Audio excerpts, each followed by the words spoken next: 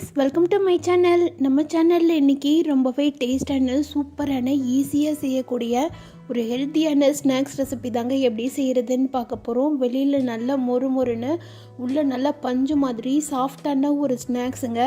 இதை செய்கிறது பார்த்திங்கன்னா ரொம்ப ஈஸிங்க. வீட்டில் நல்ல பழுத்த வாழைப்பழம் இருந்ததுன்னா அல்லது வேஸ்ட்டுன்னு சொல்லி தூக்கி போடுற வாழைப்பழம் இருந்தால் போதுங்க இந்த ஸ்நாக்ஸ் செய்கிறதுக்கு.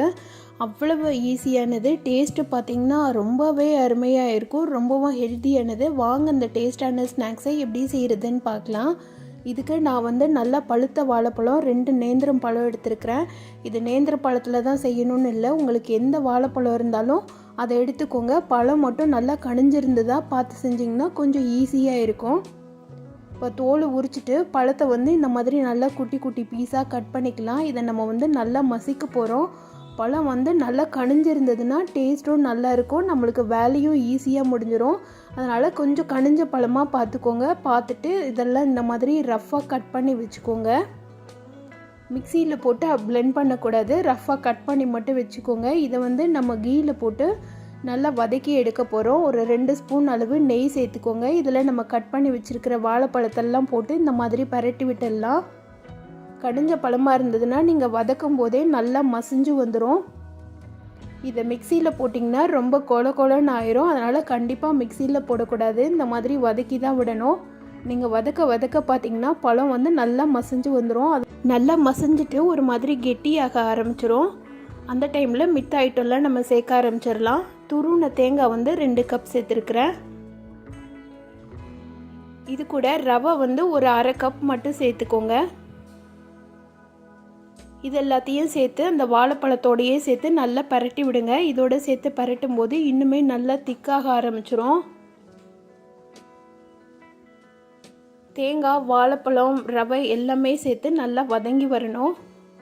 இது கூட ரவை வேகிறதுக்காக 2 கப் அளவு பால் சேர்த்துருக்குறேன். அரை கப் ரவைனா அதே கப்பில் 1 கப் அளவு பால் சேர்த்துக்கோங்க, கரெக்டாக இருக்கும். பால் பத்தலைன்னா எக்ஸ்ட்ராவாக சேர்த்துக்கோங்க. ரவை வறுத்த ரவை, வறுக்காத ரவை எது வேணாலும் சேர்த்துக்கலாம். அது மாதிரி பால் காய்ச்சி ஆற வச்ச பால் சேர்த்துருக்குறேன். அதை சேர்த்துட்டு கிளறும்போது பாலோட பச்சை வாசனை இல்லாமல் இருக்கும். பால் சேர்த்ததுக்கப்புறமா ரவை பாலை நல்லா அப்சர்வ் பண்ண ஆரம்பிச்சிரும். அப்சர்வ் பண்ணிவிட்டு இன்னுமே நல்லா கெட்டியாக ஆரம்பிச்சிரும்.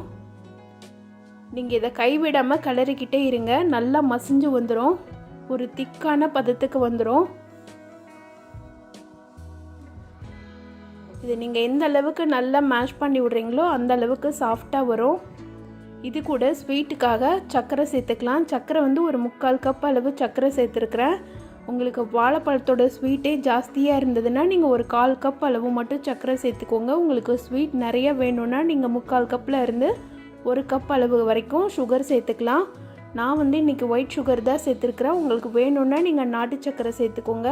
சேர்த்துட்டு சர்க்கரை சேர்த்தோன்னே பார்த்திங்கன்னா இது இன்னுமே கொஞ்சம் நல்ல இலக்கம் கொடுத்து வரும். பார்த்திங்கனாலே தெரியும், முதல்ல நல்லா கெட்டியாக இருந்தது, இப்போ கொஞ்சம் நல்லா மேஷ் ஆகி வந்திருக்கு. இது திரும்பவும் ஒரு கெட்டியான பதத்துக்கு வரணும், அந்த வரைக்கும் நல்லா கிளறி விட்டுக்கோங்க.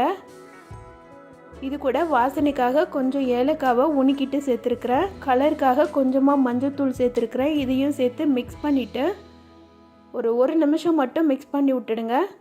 மஞ்சள்தூள் சேர்க்குறது ஆப்ஷனல் தாங்க, வேணும்னா சேர்த்துக்கலாம், இல்லைன்னா ஸ்கிப் பண்ணிவிடுங்க. இதெல்லாத்தையும் சேர்த்து நல்லா மிக்ஸ் பண்ணிவிட்டு ஒரு நிமிஷம் வச்சுட்டு ஸ்டவ் ஆஃப் பண்ணி ஆற வச்சுருங்க. இது ஆறணுன்னே பார்த்திங்கன்னா இன்னுமே நல்லா கெட்டியாக ஆரம்பிச்சிடும். இப்போ பார்த்திங்கன்னா இது ஆறிடுச்சு, அதாவது ஃபுல்லாக ஆற விடக்கூடாது, கொஞ்சம் கை பொறுக்கிற அளவு சூடில் இருக்கணும். இதை இந்த மாதிரியே கூட நீங்கள் உங்களுக்கு வேணுன்ற ஷேப்பில் ரெடி பண்ணிவிட்டு சாப்பிட்லாம். இதை நம்ம இன்னுமே டேஸ்ட் இன்க்ரீஸ் பண்ணுறதுக்கு கொஞ்சமாக நெய்யில் போட்டு ஷாலோ ஃப்ரை மாதிரி பண்ணி எடுக்கலாம். இல்லை பனியாரக்கல்லில் கூட நீங்கள் போட்டுட்டு பொரிய வச்சுட்டு எடுக்கலாம். இது இந்த மாதிரி குட்டி பால்ஸாக உருட்டிக்கோங்க. இது உருட்டுறதுக்கு நல்லாவே ஷேப்பாக வருங்க. உங்களுக்கு கையில் ஒட்டுற மாதிரி இருந்ததுன்னா கொஞ்சமாக நெய்யோ எண்ணெயோ தொட்டுட்டு உருட்டினீங்கன்னா கையில் துளி கூட ஒட்டாது. இது இந்த மாதிரி எல்லா பாலையும் ரெடி பண்ணி வச்சுக்கலாம். இப்போ பனியாரக்கல்லில் எண்ணெயும் நெய்யும் கலந்து வச்சுருக்கிறேன். அதை இதில் ஹீட் பண்ணிக்கலாம். கால்வாசி அளவு நம்ம ரெடி பண்ணி வச்சுருக்கிற எண்ணெயும் நெய்யையும் சேர்த்துக்கோங்க. இதில் நீங்கள் ரெடி பண்ணி வச்சுருக்கிற பால்ஸை ஒன்று ஒன்றா சேருங்க. சேர்த்துட்டு ஒரு நிமிஷத்துலேருந்து 2 நிமிஷம் வரைக்கும் அப்படியே விட்டுடுங்க. இது கலர் கொஞ்சம் டேர்ன் ஆகி வரணும். எல்லா பக்கமும் லைட்டாக திருப்பி விடுங்க. போட்ட உடனேயே திருப்ப வேண்டாம். ஒரு நிமிஷத்துக்கு கழித்து அதுக்கப்புறமா திருப்பி விடுங்க. ஒரு மாதிரி கோல்டன் கலரில் வர ஆரம்பிக்கும். நல்ல வாசமாகவும் இருக்கும். உங்களுக்கு பணியாரக்கல்லில் செய்கிறதுக்கு வரல அப்படின்னா நீங்கள் பேனில் கூட கொஞ்சமாக நெய்யும் எண்ணெயும் கலந்து ஊற்றிட்டு லைட்டாக பரட்டி எடுத்திங்கன்னா நல்லா கோல்டன் கலரில் வந்துடுங்க. பேனில் செய்கிறத விட இந்த மாதிரி பணியாரக்கல்லில் செய்கிறது தான் ரொம்பவே ஈஸியாக இருக்கும். அதனால் இந்த மெத்தடையே ஃபாலோ பண்ணுங்கள். பணியாரக்கல் இல்லாத பட்சத்தில் நீங்கள் பேன்லேயோ இல்லை கடாயிலையோ போட்டு பரட்டி எடுத்துக்கலாம். பாருங்கள் எவ்வளோ கிறிஸ்பியாக இருக்குதுன்னு சொல்லிட்டு நெய்யில் போட்டு பொரித்து எடுக்கும்போது அவ்வளவு வாசமாக இருக்குங்க. இதில் சாப்பிடும்போது கொஞ்சமாக தேங்காய் துருவிட்டு கொடுத்திங்கன்னா குழந்தைங்கள்லேருந்து பெரியவங்க வரைக்கும் அவ்வளவு விரும்பி சாப்பிடுவாங்க. டேஸ்ட் பார்த்திங்கன்னா நீங்கள் வாழைப்பழத்தில் செஞ்சதுன்னு சொன்னால் யாருமே நம்ப மாட்டாங்க. நம்ம வேஸ்ட்டு வேண்டான்னு சொல்லி தூக்கி போடுற வாழைப்பழத்தை வச்சு ரொம்பவே அருமையான ஒரு ஸ்நாக்ஸ் செய்திருக்கிறோம். இதை ஸ்நாக்ஸை லஞ்ச் பாக்ஸில் கொடுத்து விடுறதுக்குமே ரொம்ப ஹெல்த்தியான ஸ்நாக்ஸுங்க. ஈவினிங் ஸ்கூல்லேருந்து வந்தோடனே பசங்களுக்கு செய்து கொடுக்கறதுக்கும் ஒரு அருமையான ஸ்நாக்ஸுங்க. பசியோடு வர்ற குழந்தைங்களுக்கு ஈவினிங் டைமில் ஒரு 3லேருந்து 4 பீஸ் செய்து கொடுத்திங்கன்னா போதும்.